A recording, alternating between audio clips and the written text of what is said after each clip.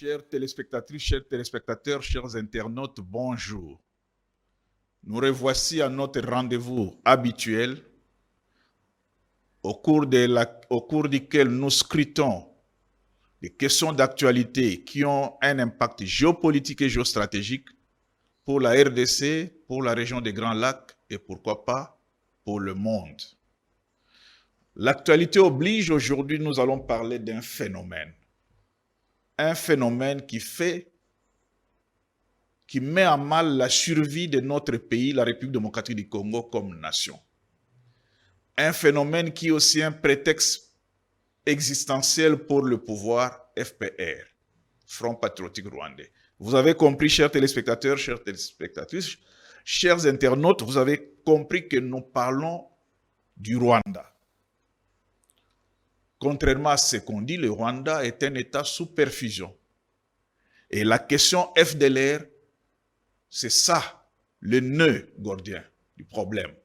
La question FDLR, Force démocratique pour la libération du Rwanda, FDLR. L'actualité, disais-je, cette semaine, repose sur le Rwanda, sur la question FDLR et les prétextes du pouvoir du Front Patriotique Rwandais, FPR. Nous avons FDLR et FPR. Commençons par le commencement. 2 dates. Le 30 mai 2026, un communiqué signé par le président AI de Force démocratique pour la libération du Rwanda, FDLR, le président Victor Biringiro, et le communiqué portant objet adhésion au protocole de désarmement, démobilisation et cantonnement DDC par la sensibilisation. Adhésion au protocole de désarmement, démobilisation et cantonnement DDC par la sensibilisation. Et donc, nous retenons ici le terme sensibilisation. C'est un mot très important dans notre narratif d'aujourd'hui et pour la République démocratique du Congo. Pourquoi? Parce que la résolution 2773 du Conseil de sécurité des Nations Unies, signée le 25 février 2025, demande à la République démocratique du Congo de neutraliser l'FDLR. Et l'accord de Washington signé entre la République démocratique du Congo et la République rwandaise sous l'égide des États-Unis d'Amérique demande aussi à la République démocratique du Congo de neutraliser l'FDLR. Donc nous avons deux mots aux antipodes.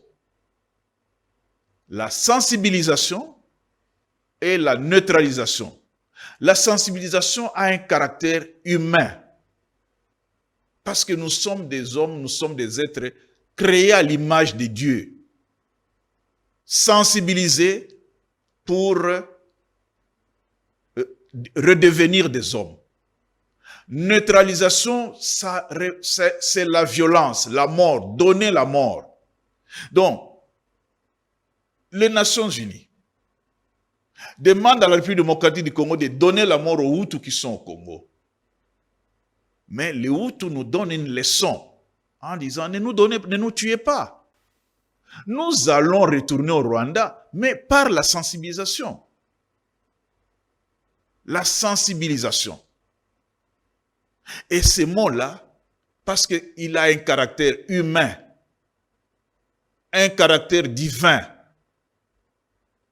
nos pères de l'Église devraient l'utiliser. Vous arrivez à Kigali, vous ne parlez pas de Hutu. Vous retournez au Congo, vous ne parlez pas de Hutu.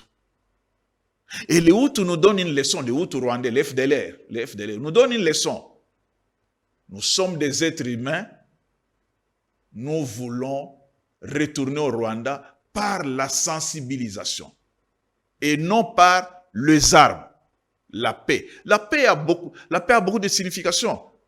Ce n'est pas en disant nous voulons la paix, en prêchant la paix, que réellement on veut la paix. Voici un cas de paix. La voie pour arriver à la paix. Et donc, les FDLR confirment leur adhésion au protocole signé par le gouvernement congolais et les États-Unis et leur détermination, confirment leur détermination à travailler étroitement avec le gouvernement congolais et avec les partenaires pour la paix. Travailler étroitement, déterminé à travailler étroitement avec le gouvernement de la République démocratique du Congo et les partenaires pour la paix. Et ils le disent toujours dans les communiqués, en vue de matérialiser les engagements pris par la République démocratique du Congo dans le cadre des accords de Washington. Mais qui peut encore dire autre chose?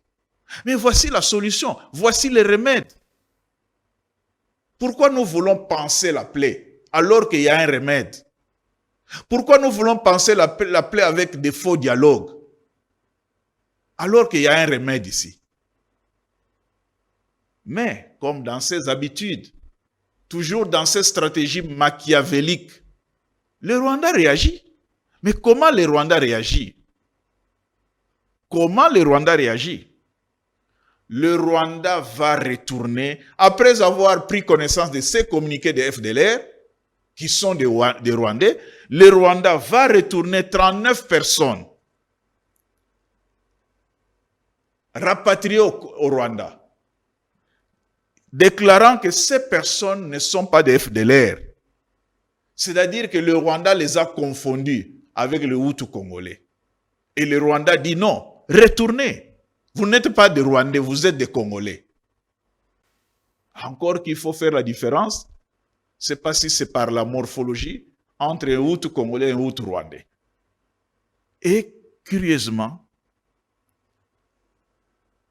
et comme dans ses habitudes, il retourne à travers le M23, l'AFC M23.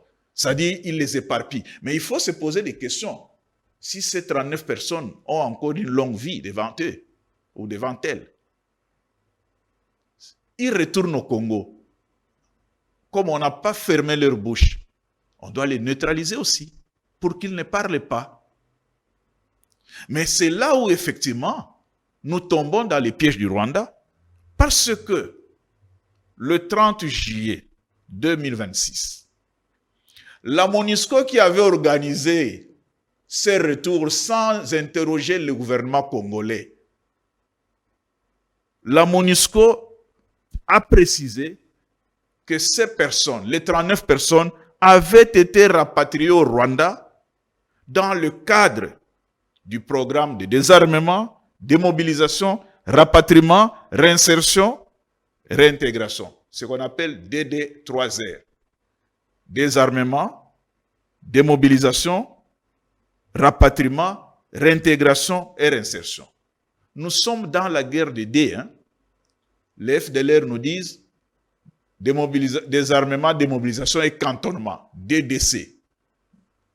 La MONUSCO nous parle de DD3R. Et nous, les Congolais, nous parlons de quoi? Du dialogue inclusif. Donc nous sommes totalement à côté de l'histoire, totalement à côté des enjeux géopolitiques dans la sous-région. Mais il y a un dilatoire. Et Paul Kagame est dans le dilatoire. Dans son machiavélisme, il fait quoi? Il va déclarer que l'accord de Washington, signé avec le gouvernement rwandais, était favorable à la RDC et non au Rwanda. Vous comprenez pourquoi ceux qui soutiennent le Rwanda tiennent au dialogue inclusif?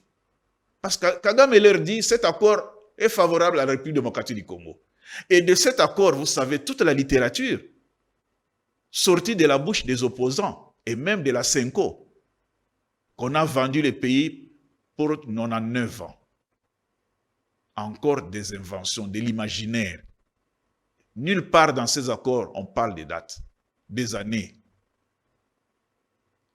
C'est parce que Kagame dit, ça profite à la République démocratique du Congo et les tops du Rwanda vont effectivement faire des campagnes contre cet accord. Parce que Kagame a dit, ça profite à la République démocratique du Congo. Et donc, il faut détruire la République démocratique du Congo. Mais il faut comprendre le système FPR, le système Front Patriotique Rwandais. Comment ça fonctionne?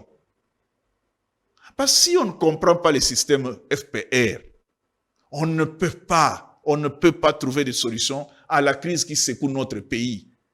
On ne pourrait faire que des analyses biaisées, comme celle que j'ai lue, un article dans Jeune Afrique, d'un père jésuite, plein de théologie et de philosophie. Mais la couleur locale n'y est pas. Parce que le Rwanda nous dit, vous détruisez les FDLR, vous détruisez le M23, vous détruisez le Rwanda. Et nous avons écrit un livre, Les rébellions rwandaises au Kivu. Comment la Senko, comment les CC, comment les opposants congolais ne peuvent pas comprendre. Comment ils peuvent faire preuve de souffrir de cécité. C'est pas normal. C'est pas normal. Pourquoi? Parce que voilà comment l'FPR, le Front Patriotique Rwandais, a monté son système. Avant de lancer les opérations, son offensive sur Kigali en 1990, le Front Patriotique Rwandais, avec sa branche armée, l'armée patriotique rwandaise, a monté une stratégie. Et la stratégie, c'était laquelle? De recruter des Hutus. Il a recruté des Hutus rwandais. Et il leur a donné un qualificatif jovial pour les flatter, à la manière du renard qui a flatté le corbeau. Un qualificatif jovial. Il leur a dit, venez vers moi. Vous êtes des Hutus modérés. Vous êtes des modérés. Vous êtes des faucons.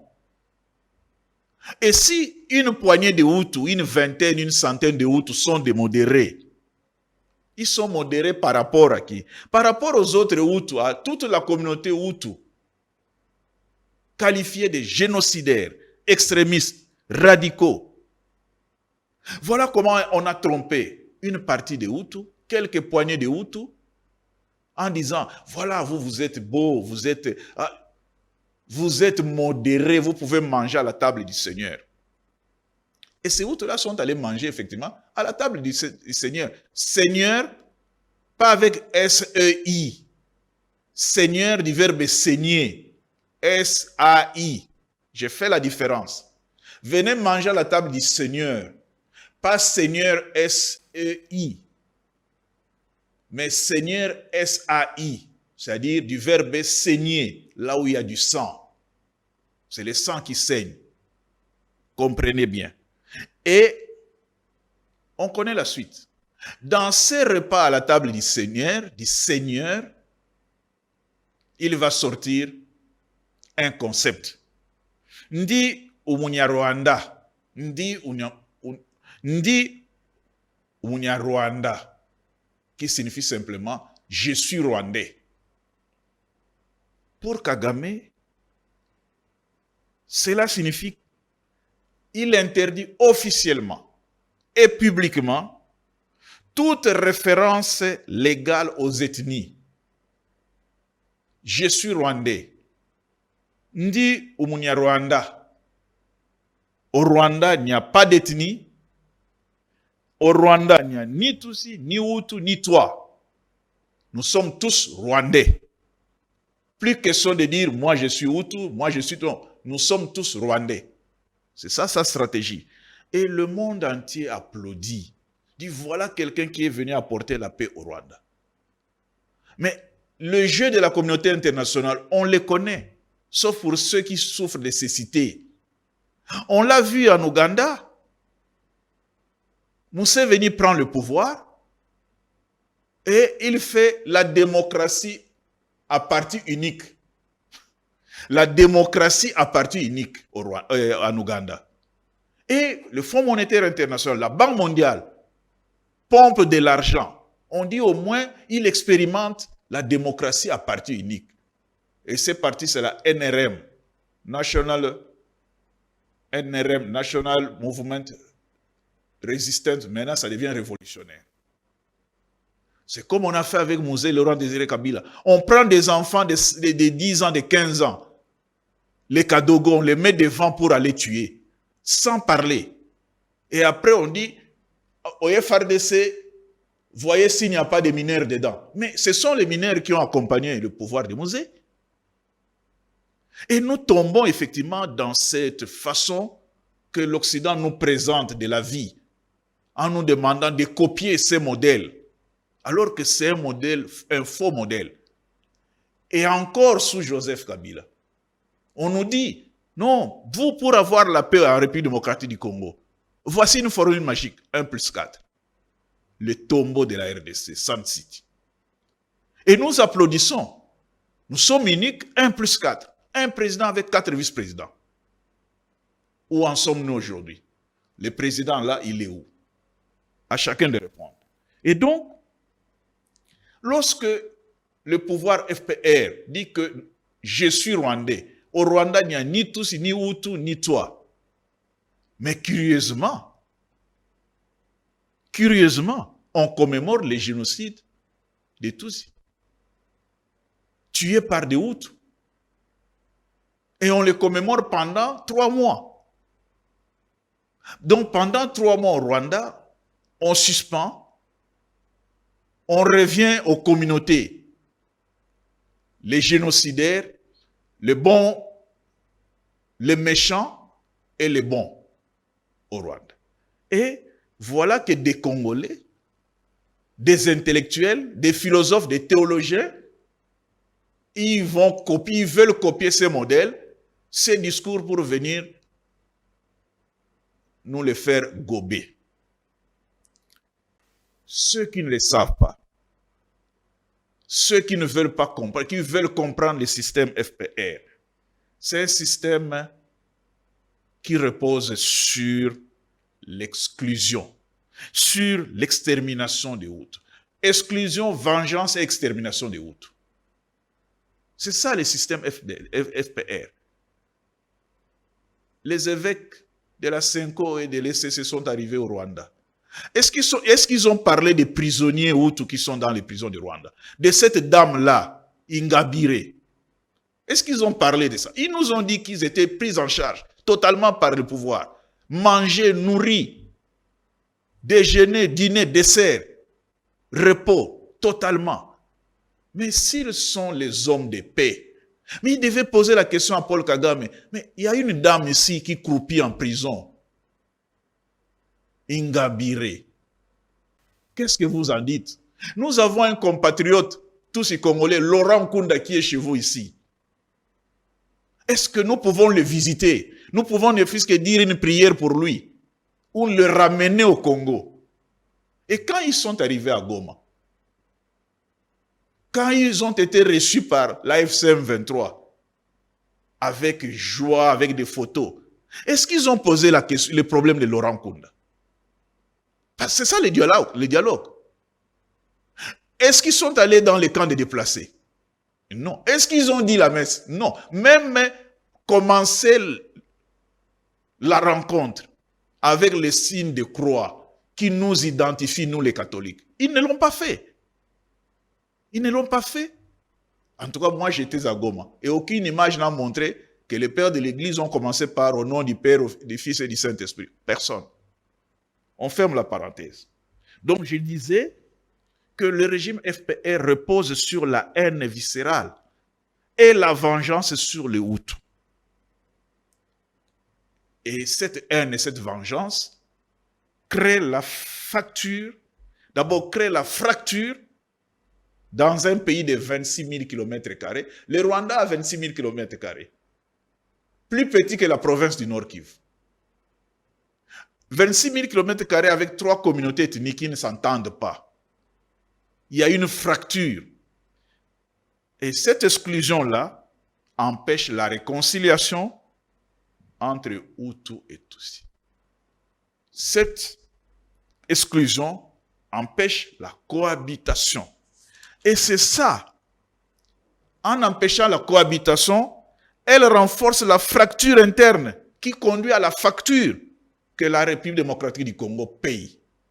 La fracture entre Hutus et Tutsis du Rwanda conduit à la facture que nous payons avec plus de 10 millions de morts. Est-ce que l'opposition politique congolaise comprend cela? Est-ce que la CENCO et les CC comprennent cela? En tout cas, si on dit qu'ils ne comprennent pas, alors s'ils comprennent et qu'ils font semblant, alors c'est grave. Le Rwanda joue, le pouvoir FPR joue sur une question existentielle. Ne veut pas voir de Hutus. Nous jouons sur une question de survie de la République démocratique du Congo comme nation. Malheureusement, certains Congolais jouent le jeu de la personne qui veut faire disparaître la République démocratique du Congo. Donc la fracture Hutu-Tutsi au Rwanda, je peux même extrapoler jusqu'à la République démocratique du Congo, est une réalité sociologique indéniable, visible, une réalité sociologique. Là où le droit a échoué, là où la religion a échoué, la réalité sociologique est là, devant nous, devant nos yeux, comme un défi. Et puisque ceux qui prient, ceux qui savent prier sont des Congolais, sont au Congo, quand ils sont arrivés au Rwanda, même pas une salutation à l'église locale du Rwanda, à la conférence épiscopale du Rwanda, même pas une salutation. Mais comment nous les Congolais, nous pouvons nous comporter comme si ce monde était fait uniquement pour nous? Vous arrivez au Rwanda, vous êtes des prêtres, vous êtes des pasteurs, vous n'allez pas dormir à l'évêché ou à l'archevêché du Rwanda, de Kigali, vous allez dormir au State House, c'est-à-dire au palais de la nation, si nous pouvons dire ainsi. Au lieu d'être pris en charge par la conférence épiscopale, où vous pouvez prier avec elle, vous allez à l'hôtel. Et vous faites comme si au Rwanda, les gens ne réfléchissaient pas. Les évêques du Rwanda ne réfléchissaient pas. Et vous repartez en disant, nous admirons ce monsieur-là. Il a construit le Rwanda. Il a construit le Rwanda visible ou le Rwanda invisible. Chers frères et sœurs, chers compatriotes, chers internautes, chers Congolais, si vous ne comprenez pas le système FPR, posez des questions. Mais ne venez pas prendre des gens comme des insensés. Mais regardez, Félix-Antoine Tshisekedi arrive, il contourne la neutralisation. Parce que le Rwanda insiste, pour qu'il se retire du sol congolais, il faut neutraliser les FDLR. Félix, il est stratège. Au Rwanda, nous avons un stratège. En République démocratique du Congo, nous avons aussi notre stratège.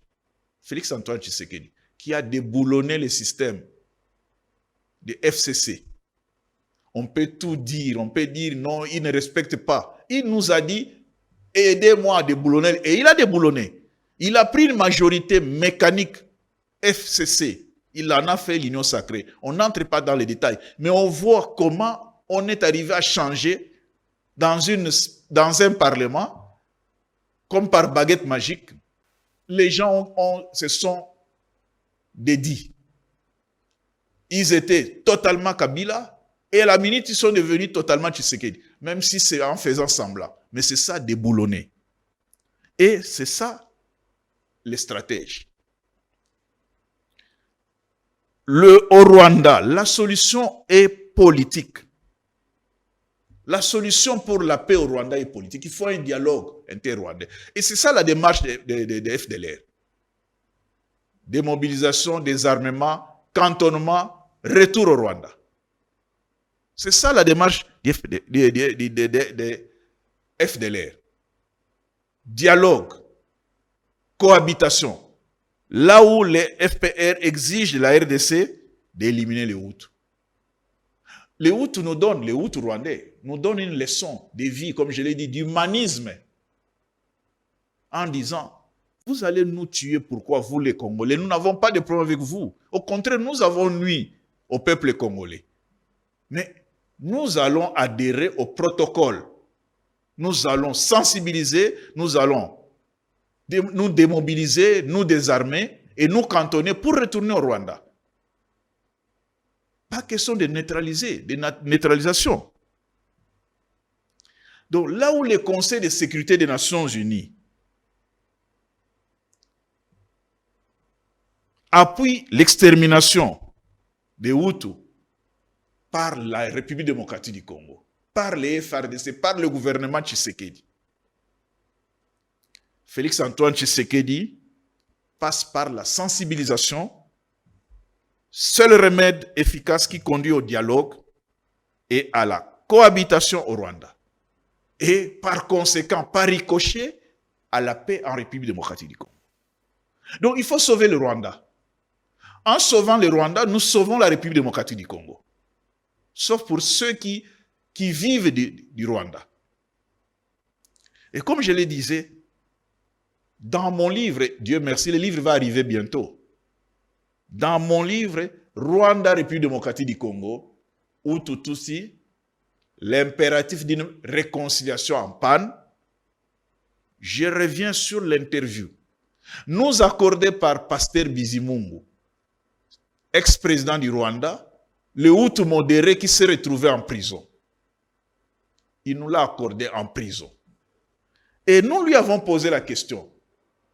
Comment vous, Hutu, vous pouviez adhérer à la politique du FPR qui extermine les Hutus? Voici la réponse que Pasteur Bizimungu nous a donnée. Notre démarche, je cite, notre démarche tenait à notre souci de mettre fin au cycle de passation de pouvoir dans le sang. Notre devoir, notre démarche tenait à notre souci de mettre fin au cycle de passation de pouvoir dans le sang au Rwanda. Au Rwanda, le pouvoir se passe par le sang et dans le sang, dans la violence. En termes clairs, quand les Hutus sont au pouvoir, les Tutsis vont en exil, les massacres. Et quand les Tutsis reviennent, les Hutus deviennent des exilés, les massacres. Donc il n'y a pas de démocratie au Rwanda pour ceux qui ne comprennent rien. Au Rwanda, le pouvoir, c'est par le sang. Quand les Hutus ont pris le pouvoir en 57, en 62, jusqu'en 90, 94, ils ont fait 32 ans. Les Hutus ont géré le Rwanda pendant 32 ans. Les Tutsis étaient en errance. Kagame a quitté le Rwanda en 1957, enfant, avec sa mère. Et c'est ça qu'il a développé, cette vengeance, cette haine. Aujourd'hui, les Tutsis sont au pouvoir. Depuis 1994, ça fait aujourd'hui aussi 32 ans. Qu'est-ce qu'elle nous réserve demain? À chacun de répondre. Donc, Bizimungu nous dit, notre démarche, c'était de trouver un modus vivendi pour qu'on arrête la passation du pouvoir par le sang. Malheureusement, le Front patriotique rwandais est resté dans la logique de passation du pouvoir par le sang. Il faut les conserver. Et pour les conserver, il faut éliminer les FDLR. Et qui va les exterminer? C'est Félix-Antoine Tshisekedi. Rendons-nous compte de ce qu'on nous demande de faire. Appuyé par les Nations Unies. Et après, demain, on va accuser Tshisekedi de génocide. Et si on comprend cela. Donc, le Rwanda, vanté par les Occidentaux, est un État, vanté même par la CENCO, est un État sous bonbonne. Est un État sous perfusion. Et cet État-là, où il y a qui vit sur un faux équilibre plutôt. Il vit sur un faux équilibre. Cet État souffre d'une asphyxie. Deux choses. Une asphyxie foncière, 26 000 km² avec plus de 13 millions d'habitants. L'une des 4 densités les plus élevées au monde. Donc, asphyxie foncière et asphyxie démographique. Et dans cela, pour survivre, le pouvoir FPR a bâti une survie économique dépendante d'une projection extérieure, hégémonie et expansionnisme sur les terres du Kivu. Je l'ai dit, pour survivre, le pouvoir FPR a bâti une survie économique dépendante d'une projection extérieure entre hégémonie et expansionnisme sur les terres du Kivu. Et d'où les rébellions rwandaises au Kivu. Et c'est ça le titre de mon livre, Les rébellions rwandaises au Kivu, de 1996 à 2026. Et ceux qui ne comprennent pas que nous sommes en train de vivre les rébellions rwandaises, qui demandent un dialogue inclusif, en citant, ils ne citent pas Makenga, curieusement. Les Fayoul ne citent pas Makenga. Ils citent Nanga. Ils ne citent pas Makenga. Ils ne citent pas Laurent Kunda. Ils ne citent que les Nanga. Ils citent Kabila. Le dialogue inclusif à l'interne. Et on dit bien, pas question que ce dialogue soit dirigé par Tshisekedi. Mais à un moment là, nous les Congolais, on doit encore revoir ce que nous avons dans nos cerveaux. Parce que il faut penser à sauver le Rwanda. Parce que pour sauver le Rwanda actuel et le Rwanda d'après Kagame, de l'après-Kagame, il faut effectivement qu'il y ait dialogue inter-rwandais. Si on veut sauver le Rwanda actuel et le Rwanda de l'après-Kagame, il faut un dialogue inter-rwandais. Il faut une cohabitation au Rwanda. Et nous tous, nous devons conjuguer nos efforts pour que cela arrive. Il faut un rééquilibrage sociopolitique dans les services de défense et de sécurité, dans toute la vie politique au Rwanda. Ce qui n'est pas le cas. Sauver le Rwanda et sauver les Rwandais exige un comportement qui purge les sentiments anti-rwandais, anti-Tutsi. Parce que quand vous parlez de ce dossier, on vous accuse d'être anti-rwandais, on vous accuse d'être anti-Tutsi. Encore une instrumentalisation de la communauté Tutsi. Tantôt on prend la guerre, on prend les armes pour sauver, donner la nationalité aux Banyamulenge. Tantôt on prend les armes pour empêcher l'extermination des Tutsis. Excusez-moi. Donc nous devons sauver le Rwanda et les Rwandais. Et nous devons sauver tous ceux qu'on instrumentalise. Tous ceux qu'on instrumentalise, même notre église qui est instrumentalisée, nous avons le devoir de la sauver. Les princes de l'église qui sont instrumentalisés.